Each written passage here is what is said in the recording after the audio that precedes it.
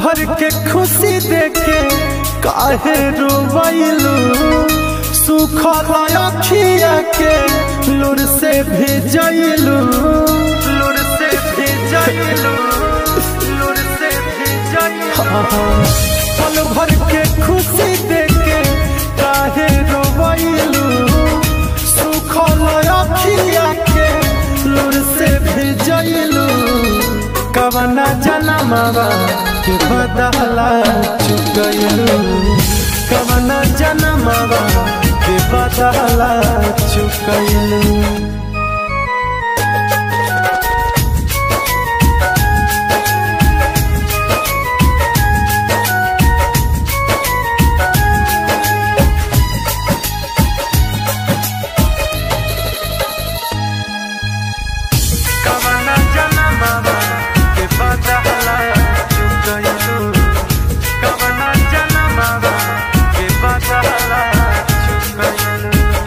दिलवा लगा के हमके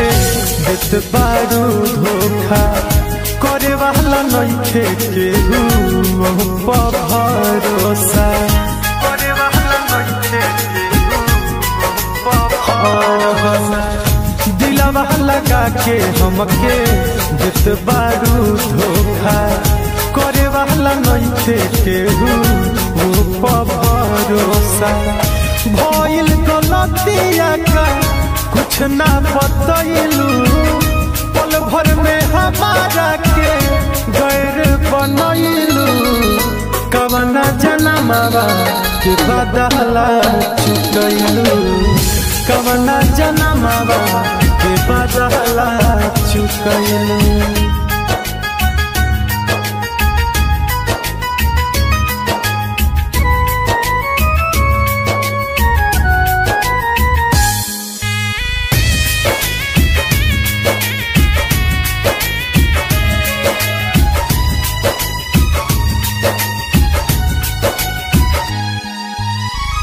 बढ़ता बेचैनी इतना